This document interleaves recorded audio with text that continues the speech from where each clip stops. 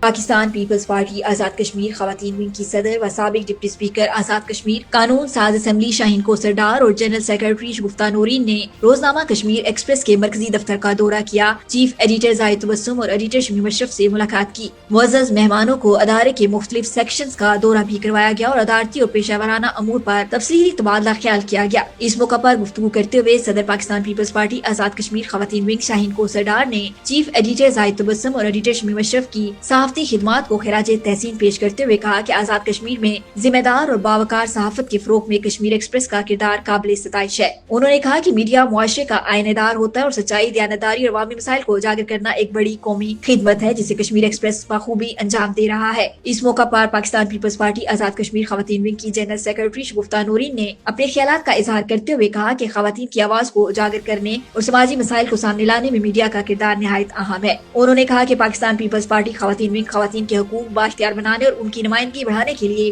عملی اقدامات کر رہی ہے۔ اس حوالے سے میڈیا کے ساتھ تعاون کو مزید فروغ دیا جائے گا۔ شگفتہ نورین نے چیف ایڈیٹر زاہد تبسم اور ایڈیٹر شمیم اشرف کی صحافتی خدمات کو خراج تحسین پیش کیا۔ آخر میں چیف ایڈیٹر صدر AKNS زاہد تبسم اور ایڈیٹر شمیم اشرف نے معزز مہمانوں کا شکریہ ادا کرتے ہوئے کہا کہ کشمیر ایکسپریس ہمیشہ مثبت، ذمہ دار اور عوامی مفاد پر مبنی صحافت کے لیے کوشاں رہے گا۔ انہوں نے اس عزم کا اظہار کیا کہ ادارہ آئندہ بھی معاشرتی مسائل بالخصوص خواتین کے حقوق، عوامی آواز اور مسئلہ کشمیر کو اجاگر کرنے میں اپنا کردار ادا کرتا رہے گا۔